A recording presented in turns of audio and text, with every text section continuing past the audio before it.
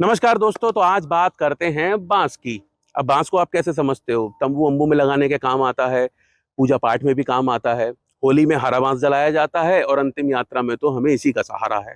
लेकिन आज मैं आपको बताऊंगा, आयुर्वेद ने भी इसके कुछ ऐसे ऐसे गुण बताए हैं जो आप सुन के चौंक जाएंगे। ये एक अजीब पेड़ है, तासीर ठंडी है लेकिन इसके बावजूद भी खांसी का इलाज करता है, फेफड़ों को मजबूत करता है और तो और महिलाओं का चहेता वंशलोचन। जो प्रेगनेंसी में वो इसलिए खाती हैं कि उनके बच्चे को एक नेचुरल सोर्स मिले कैल्शियम का, इसलिए खाती हैं। लेकिन ये वंशलोचन जो है जिसको आप इतना पसंद करते हैं वो इसी बात से मिलता है। अब वंशलोचन पे मैं पहले शुरुआत में एक चीज क्लियर कर दूं, लोगों को थोड़ा सा कंफ्यूजन रहता है कि भैया कौन सा वंशलोचन खाना है। मार्केट में दो तरीके के वंशलोचन मिलते हैं। पहला वंशलोचन वो जो क्रिस्टल की तरह होगा, सफेद एकदम, और आप समझिए कपूर के टुकड़ों की तरह। वो सिंथेटिक होता है, मैन मेड है, उसका प्रयोग ना करें तो बेहतर है। प्रयोग कर भी लेंगे तो ऐसा सच आपको नुकसान तो कोई नहीं होगा, लेकिन वंशलोचन से मिलने वाले फायदे तो वो नहीं देने वाला है। असली वंशलोचन वो है जो देखने में आपको लगेगा कुछ चूल्हे की राख की तरह, भट्टियों में से जो राख निकलती है ना, उस तरीके का होगा। कुछ पाउडर और कुछ ऐसे ऐसे डले होंगे, और वो इतना भंगुर, इतना नाजुक होता है, अगर हाथ में लेके भी उसे थोड़ा हिला लिया तो वो टूटने लगता है। आपको उसी वंशलोचन का प्रयोग करना है। अब इस पेड़ से आप ऐसे समझिए, इसकी इन गांठों से तो मिल गया आपको वंशलोचन, और ये जो आप इसकी पत्तियां देख रहे हैं इसमें vitamin A, E, B6, calcium, magnesium, ये सारी चीजें पाई जाती हैं, और तो और इसमें कॉपर भी होता है। तो इसका भी आप फायदा उठा सकते हैं। ये पुराने पत्ते हैं, नए जो नए पत्ते आते हैं उन्हें कहते हैं कोपले।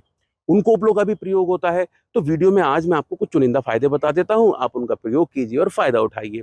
अब देखिए, देखने वाली बात यह है कि जो बांस हैं इनमें भी नर मादा होता है। बहुत सारे पेड़ों में ऐसा होता है, नर और मादा पेड़ अलग अलग होते हैं। जो नर बांस होगा वो ज्यादा सख्त होगा, ठोस होगा, और जो मादा बांस होगा वो पुरुष की या नर बांस की तुलना में थोड़ा सा मुलायम होता है। साथ में इसकी प्रकृति जो है वो तो ठंडी है, लेकिन स्वाद से मीठा होगा, लेकिन कुछ कड़वापन लिए जरूर होगा। मीठा है, कड़वापन लिए, और तासीर है इसकी ठंडी। अब आप इसका प्रयोग कैसे और किस बीमारी में करेंगे? आमतौर पे आप लोगों ने नोटिस कर लिया होगा कि भाई मैं शुरुआत करता हूँ सर से। सबसे पहले बता देता हूँ कि भाई माइग्रेन में इसका कैसा प्रयोग करेंगे। माइग्रेन में प्रयोग करने के लिए आप एक दवा बना के अपने पास रख सकते हैं। इसे हल्का सा नीचे से खोदिए तो इसकी जड़ें दिखेंगी। उन जड़ों को तोड़ लीजिए, उनके ऊपर से मिट्टी हटाइए, धो लीजिए, कुचल मसल के उनका रस निकाल लीजिए। 10 ml की मात्रा में रस एक छोटी कांच की शीशी में रख लो। उसमें 500 mg आपको डालना है भीमसेनी कपूर का पाउडर। वो बाजार वाला कपूर नहीं, भीमसेनी जो आयुर्वेदिक है, उसका पाउडर डालिए, छोटी शीशी में रख लीजिए। हफ्ते में 2 से 3 बार एक एक बूंद, दो दो बूंद अपने दोनों नस्य छिद्रों में, दोनों नाकों में डालिए लेट के। ऐसा यदि आप डालेंगे तो कितना ही पुराना माइग्रेन क्यों नहीं है, वो इससे ठीक हो जाएगा। आप रेगुलर प्रैक्टिस कीजिए, 1 महीने तक डालिए ऐसे ही, हफ्ते में 2 3 बार करके, बिल्कुल ठीक हो जाएगा। तो पहला फायदा हो गया इसका ये। दूसरा, जो मैंने वंशलोचन की बात करी थी, अब जो वंशलोचन है कैल्शियम तो वो बढ़ा ही रहा है, इसी के साथ साथ अगर आपके मुंह में किसी तरीके का कोई विकार है, बार बार छाले हो जाते हैं, माउथ अल्सर हो जाता है, मुंह पाक हो जाता है, उस दशा में क्या करो, वो वंशलोचन लो, उसे शहद में मिला लो और मुंह में ऐसा हल्का हल्का घुमाते रहो। इस तरीके से आप रहोगे तो मुख पाक, मुंह के छालों में बहुत बढ़िया रिजल्ट देता है। साथ ही साथ इसके पत्ते बड़े काम के हैं, कई काम देते हैं। इन पत्तों को यदि आप उबाल के काढ़ा बना लो, आप काढ़ा बना लोगे, उसके बाद आप 10 ml की मात्रा में इस काढ़े का सेवन करो। फेफड़ों को मजबूत करेगा।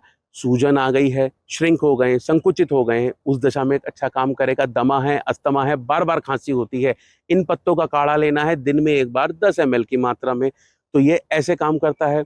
दूसरी बात, ये पत्ते हो गए पूरे बड़े, ये वाले, ये पत्ते हो गए पूरे बड़े। जब ये पत्ता नया आता है, छोटा होता है, तो उसे कहते हैं कोपल। यदि आप उन कोपलों का काढ़ा बनाते हो तो वो महिलाओं की व्यक्तिगत समस्या को दूर करने के लिए, और साथ ही साथ एक जो वो बहुत ज्यादा खास फायदा देता है इसकी कोपलों का काढ़ा, वो देता है। जब हम उल्टा सीधा खा लेते हैं तो क्या होता है, हमें लूज मोशन लग जाते हैं, अतिसार हो जाता है। उस अतिसार को दूर करने के लिए आप इसकी कोपलों के काढ़े का प्रयोग किया कीजिए। साथ में ही जो आपने इसका काढ़ा बनाया है ना, वो आपकी त्वचा के इन्फेक्शन को भी दूर कर सकता है। फंगल, बैक्टीरियल, उसकी ब्रॉड कवरेज है, दोनों कंडीशन में काम करता है। अब ये नहीं कि सिर्फ काढ़ा ही बनाना है, आपके आसपास पत्ते हैं, इन्हें थोड़ा कुचलिए, मसलिए, पुल्टिस बनाइए, वो वहाँ अप्लाई कर दीजिए। इनका स्वरस निकालिए, उससे धो लीजिए। गर्मी में तो ये समस्या बहुत ज़्यादा हो जाती है। आपके कमर वाले हिस्से में जहाँ बेल्ट बांधते हैं वहाँ पे रेड रेड रैशेज हो जाएंगे, लाल लाल चकत्ते से हो जाएंगे, थाइज में हो जाएंगे। उस दशा में आप इसका प्रयोग कर सकते हैं। प्लस अगर आपको ऐसी वाली समस्या होती है कि पुराने से पुराना आपको बुखार हो रहा है, तो वंशलोचन 1 ग्राम 2 चुटकी की मात्रा में गिलोय सत्व 1 चम्मच शहद में मिलाया और दिन में 1 बार उसका सेवन करा। वो जीर्ण ज्वर जो बहुत लंबे टाइम से चला आ रहा है, आता है फिर चला जाता है, आता है फिर चला जाता है, वो बुखार आपके शरीर में कमजोरी दे देता है। और वो थकान ऐसी होती है, वो दर्द ऐसा होता है कि अगर आपके नी पे घुटने पे भी किसी ने ऐसे भी कोई चीज लग गई तो बहुत तेज दर्द होता है। तो ऐसी कमजोरी, ऐसी थकान को दूर करने के लिए आप वंशलोचन, गिलोय सत्व और शहद इनको मिला के प्रयोग करेंगे तो आपका वो बुखार भी दूर हो जाएगा। और दोस्तों, इसके साथ में एक बात बताता हूँ जो कम लोगों को पता है, वो ये कि वंशलोचन आमतौर पे तो लोग ये मान लेते हैं महिलाएं खाएंगी, प्रेगनेंसी में खाएंगी, एक कैल्शियम का नेचुरल सोर्स है, बच्चा मजबूत, बच्चे की हड्डियां मजबूत, बिल्कुल सही बात है, इसलिए खाया भी जाता है। लेकिन इसका ये मतलब नहीं है कि केवल महिलाएं इसको खाएंगी। देखो, ये एक बहुत अच्छा वीर्यवर्धक है। यदि आपके साथ ऐसा होता है कि ओवर द टाइम आपके वीर्य की क्वालिटी, स्पर्म की क्वालिटी गिर गई है, तो यदि आप भी 1 से 2 ग्राम की मात्रा में जो ओरिजिनल वंशलोचन होता है, राख वाला, उसका प्रयोग करते हैं, तो ये वीर्य को बढ़ाने का काम करता है, उसकी क्वालिटी को इन्हांस करने का काम करता है, क्वांटिटी को इन्हांस करने का काम करता है, और इसके साथ साथ ये आपके ब्लड को प्यूरिफाई करने का काम करता है। अब कई लोग क्या है, महिलाओं में तो समस्या बहुत आम हो जाती है कि हमारे रक्त में कई तरीके की अशुद्धियां हो जाती हैं। उन अशुद्धियों को दूर करने के लिए या तो हम तमाम तरीके के काढ़े बनाएंगे या फिर बाजार से कोई ऐसी दवाई लाएंगे जिससे हमारा ब्लड प्यूरिफाई हो पाए। तो यदि आप इस वंशलोचन का भी प्रयोग करते हैं तो ये भी एक बहुत अच्छा ब्लड प्यूरिफायर है। ये आपके रक्त को साफ करने का काम करता है, और जब एक बार रक्त साफ होता है तो आप देखेंगे कि आपकी जो त्वचा है वो एकदम चमकने लगी है, कांतिमय हो गई है। और बहुत सारी बीमारियां केवल हमें इस वजह से होती है कि हमारे ब्लड में किसी न किसी तरीके की इम्प्योरिटी है, किसी न किसी तरीके की अशुद्धि है। तो वंशलोचन का प्रयोग करके आप ये फायदे भी उठा सकते हैं। दोस्तों, ये था बांस, बम्बू। अब ये बम्बू केवल तंबू के लगाने के काम का नहीं है। अगर आपको इसकी सही जानकारी है, आप इसका सही वंशलोचन पहचानते हैं, आपके आसपास ये लगाए, तो ये पत्ते भी आपके काम के हैं। जितनी चीजें मैंने बताई हैं, जितने प्रयोग मैंने इसके बताए हैं, अगर आपको उनमें से कोई एक है, आप एक बार इसे आजमा के देखिए। मैं आपके को दावे से बोलता हूँ ये बात कि 15 दिन के अंदर आपको इंप्रूवमेंट दिख जाएंगे। और एक बात, जब भी आप कभी किसी आयुर्वेदिक नुस्खे का प्रयोग करें, आयुर्वेदिक जड़ी बूटी का प्रयोग करें, तो आप बिल्कुल ओवर द नाइट ऐसा ना सोचे कोई मिरेकल होने वाला है। समस्या एक दिन में आती नहीं है, इसलिए एक दिन में जाती भी नहीं है।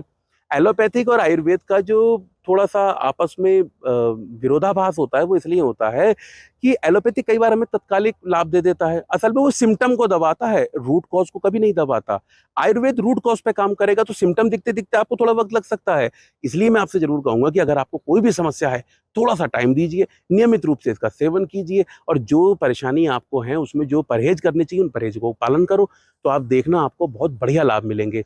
मुझे उम्मीद है आपने आज की बांस की वीडियो में जाना होगा कि भाई ये और बहुत काम आता है, आपके आसपास लगा हुआ है तो इसका फायदा जरूर उठाना।